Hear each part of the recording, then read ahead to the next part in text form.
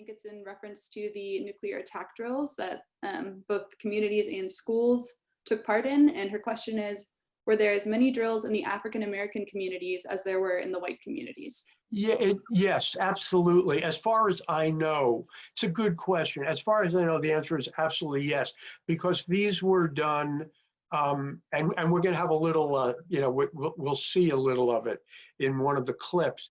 These were done, for example, I was in the New York City school system as a young child, and it was done in every school in the system. So there may have been schools where, and there were schools where had, majority white, minority African American, and the reverse, but these drills were done in every single school. Yes. Great. Next question is from Keith Robinson. Was there a Soviet version of McCarthyism? And then we have a comment that mentions the Great Purge in the 1930s, but did that continue post the death of Stalin in 1953? That's a very, very good question. Stalin was deeply involved. He was paranoid. So he was always involved in trying to see who was coming up too quickly. And if that happened, that person was gone. And but I mean gone, I mean sent to the gulag or executed. So there were all kinds of purge trials, really awful purge trials in the 1930s. Just before Stalin died, he also had what were called the doctors' trials, where he believed that physicians around him and also in Moscow, particularly Jewish physicians, were trying to kill him and others. And he had another purge of Jewish doctors. I have no evidence that those purges continued into the Khrushchev and Brezhnev era. What might happen is that there'd be, like a palace coup and sort of a change of command, but I don't know, and people would be embarrassed and humiliated and lose their top positions, but I don't know of people being sent to Siberia or being executed, no. Our next question is from Monica Bahovich. She's asking about US spies and the Soviet government. Her students are often curious about what degree the US had spies in the Soviet government, and were the Soviets afraid of those domestic spies in the same way the US was afraid of Soviet spies? Yeah, the answer is that the Soviets we both had a ton of spies. We had spies throughout the Soviet Union, and the Soviet Union had spies throughout the United States. The one big difference, and it's an important difference, is that the spies the Russians had were generally Americans. And they were Americans who had joined the Communist Party, which was a legal party at that time. It still is, and very few people belong. But in the 1930s and 40s, for all kinds of reasons, more people joined the American Communist Party, particularly during the Great Depression.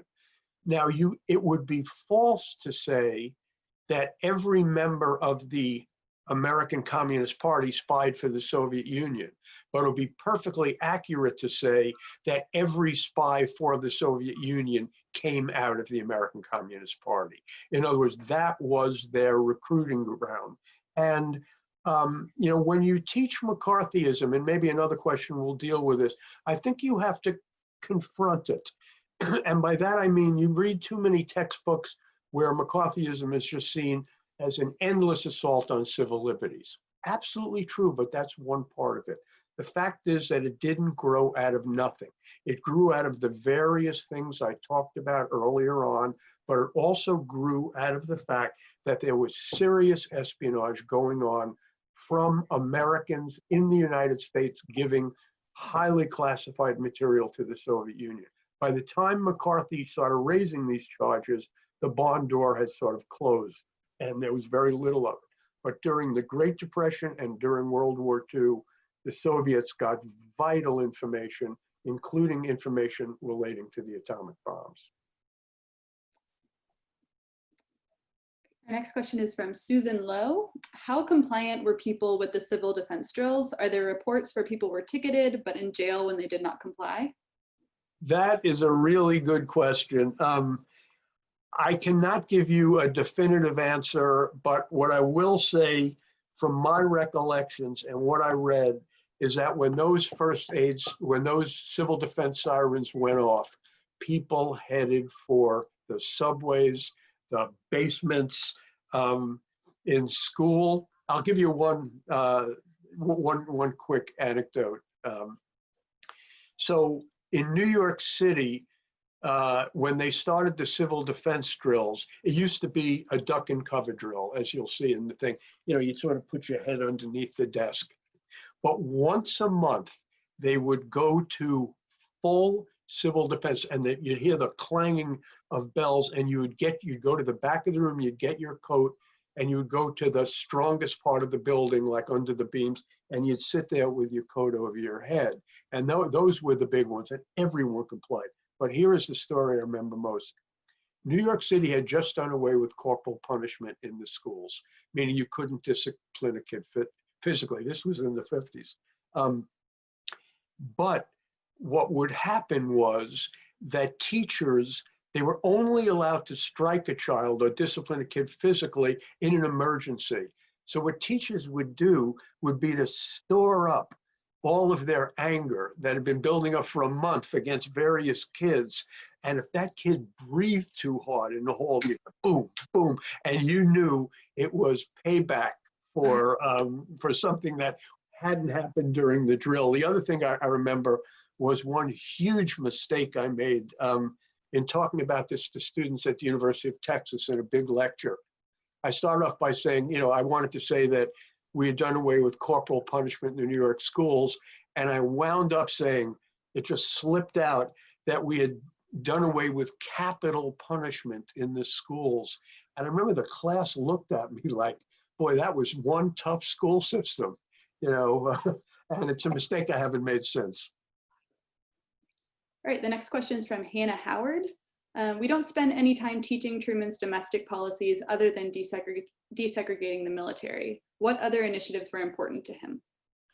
That's a really good point. I think the other initiatives that were most important to President Truman had to do with issues like minimum wage, maximum hours. He was a New Dealer, worker safety, but his biggest issue by far was he actually wanted kind of one-payer Medicare for the entire country in 1948. That was his baby. He wanted this more than anything else.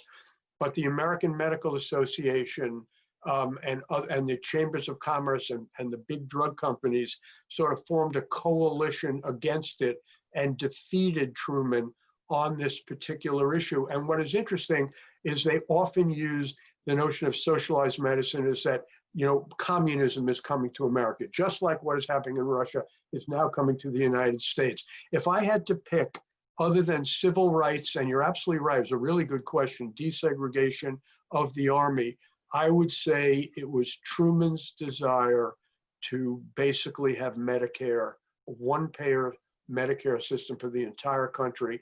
And what's very important is that when Lyndon Johnson signed Medicare for people over 65, who was sitting right next to him? Harry Truman. Where did the signing take place? At the Truman Library.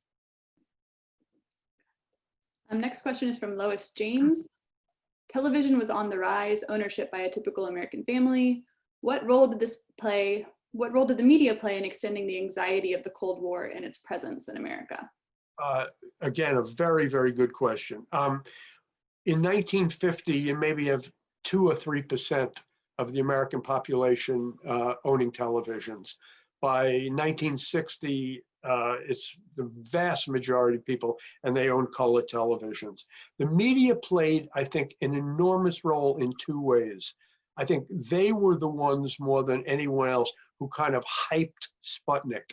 And we'll talk more about that later. They were the ones who ran all of these stories on, oh my God, where is America headed? Why is our education system so bad? How did the Russians get ahead of us?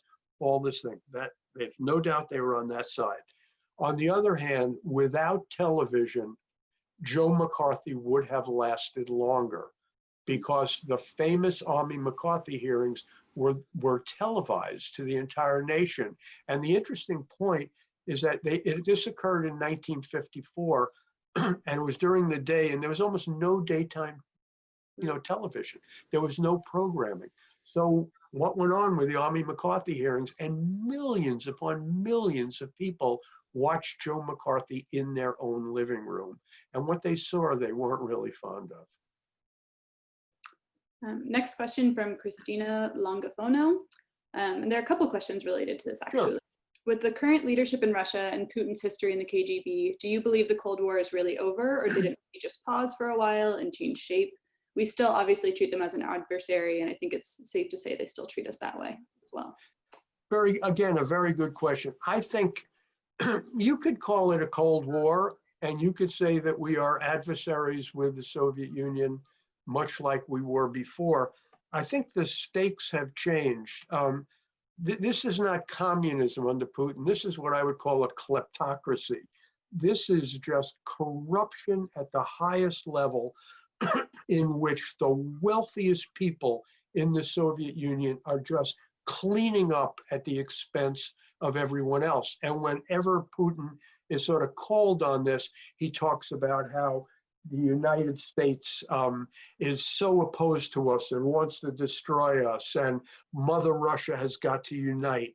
So in the sense that the Soviet Union is using the same message, which is we have to fight this evil empire, the United States, and they are using their influence, particularly oil and gas influence in countries around the world.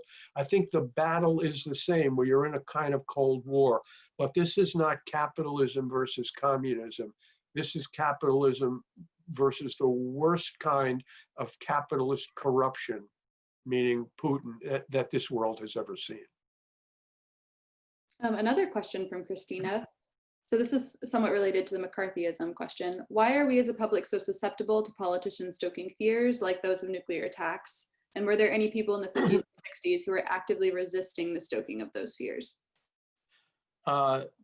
Again, a very good question. You know, demagogues have appeared with some frequency in our history.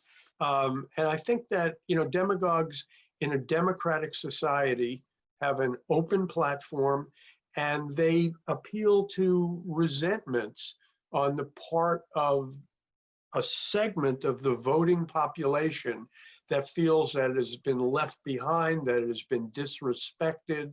And whether this is George Wallace or Huey Long or Joe McCarthy, I'm not going to go forward. I'm going to try to keep this as bipartisan as possible. When you live in a democratic society and you are adept at using the machinery of that society, particularly the press, the media, now of course it's social media, you can be fairly successful. And I think what also happens, it's happening less and less now, but certainly pre-Watergate, the press generally published what an important figure said. That was known as objective reporting. It didn't get into investigative reporting. Today we have much more investigative reporting, where it's not only what a person said, but whether or not that it's true what that person said. So I think we are on a different plateau. But I think when you are in a democratic society where the media is open to you and there are large parts of the public that have specific grievances that you can tap into, this is a perennial problem for us. Next question is from Stuart Carter. Could you talk about the impact of the Cold War on American education priorities? Yes. I would think that what in the broadest strokes, what the Cold War gave us, particularly in that era, was the sense that we had to begin to focus more on science and technology. And money began to pour into high schools and universities, educating teachers, moving some of the money out of other subjects, including humanities. And the other thing that really gets this thing going is that what Sputnik leads to very, very quickly, it's almost like a mesh, is NASA. You know, which is around today.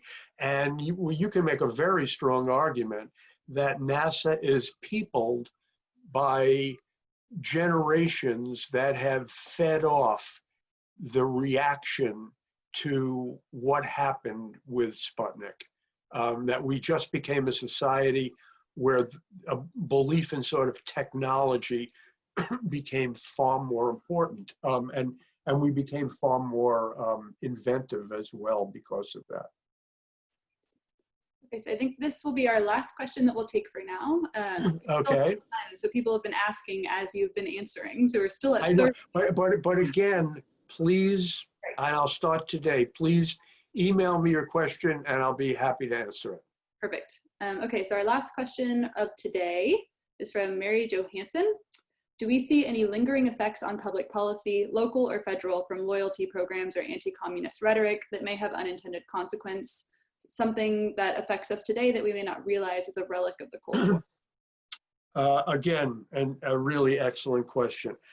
If I had to drill down to one specific, I would say that what the McCarthy years did was sort of to clean out the State Department, not only of quote unquote left-wingers, but of anyone who had in any way been tarred by McCarthy and McCarthyites. So that you suddenly had, and very quickly had, a State Department that had fewer viewpoints. And some people have really made the argument that America might not have gotten into the Vietnam War as easily as it did had there been more viewpoints in the State Department of people who took a longer view, in some ways perhaps a more liberal view, but people who had not sort of been just pushed out